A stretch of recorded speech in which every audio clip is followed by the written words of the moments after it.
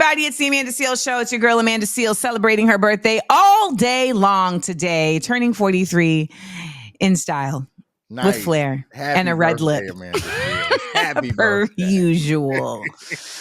So every week I keep you all up to date on the shadiest or positive policies being passed by state legislatures. And we are focusing on Oklahoma this week. Okay, Oklahoma State Superintendent Ryan Walters announced a new mandate requiring public schools to teach the Bible. Really? Let's take a listen. We're going to make an important announcement today regarding the Bible and the Ten Commandments. It is essential that our kids have an understanding of the Bible and its historical context. So we will be issuing a memo today that every school district will adhere to, which is that every teacher, every classroom in the state will have a Bible in the classroom and will be teaching from the Bible in the classroom to ensure that this historical understanding is there for every student in the state of Oklahoma in accordance with our academic standards and state law. So just to be clear, for the millionth time, the Bible is not a historical text. I don't know how, I know that some people are in their cars like, how dare you? But I need to be clear, the Bible is not a historical text. What counts as a historical text is a text that is about history. Mm-hmm. Okay? And a text that has cited sources, etc. Oh.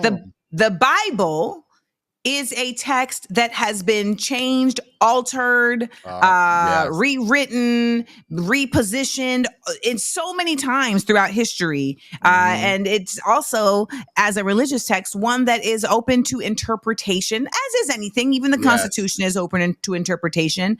But it is imperative to understand that when the Bible is being taught in a classroom, as if its texts is the conclusive fact. Yeah. That is really problematic, particularly in a nation that is actively, supposedly, about separation between church and state. Yeah. How can they do that? And, I told you all that a lot of these states, which is why we're doing the State of the States will pass something and then other states will simply just copy and paste it. Louisiana just passed a law requiring the display of the 10 Commandments in schools. Wow. By the way, the 10 Commandments is from the Torah. The Old Testament is the Jewish religious book. Yeah. Okay. How did we get here? Now, here's the thing. I'm not even mad at the 10 Commandments being posted in the school if the Constitution is also posted. Mm-hmm. Like, if we're going to teach historical text, then let's teach historical text in the context of the present. And that is the problem.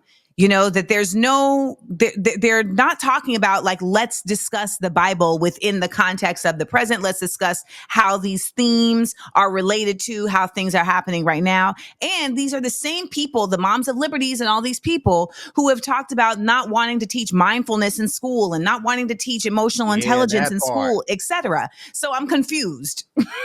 Which one we rolling with? Like, it's very hypocritical.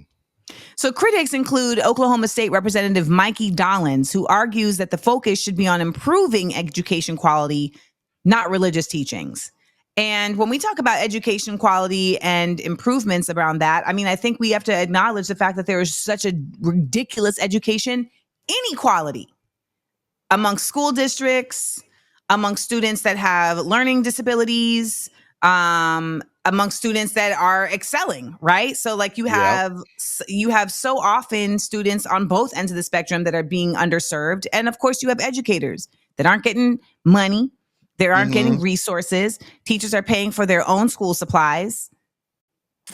Across the board, it's a lot of stuff that goes on that could have been addressed that this doesn't really have anything to do with anything. Like, why is this the main priority if you're talking about education? This is the same man who, if memory serves me correct, also passed a mandate that the Tulsa Massacre, remember this is Oklahoma, that the Tulsa Massacre should be taught without contextualizing it as a race-based issue. Same guy. Same guy. Wow, he definitely has an agenda behind them. Definitely an obvious agenda.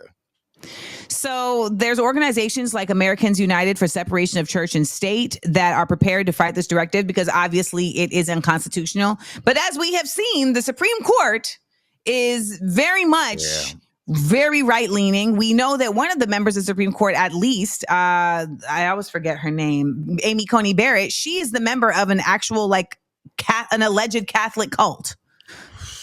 Yes. What? And we know that Samuel Alito and his wife were both just caught on tape saying that, how can you really separate church and state?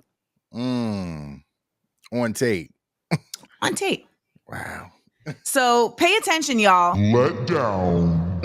That's not even what I meant to play, but it's That still was applies. right. Why should black people care?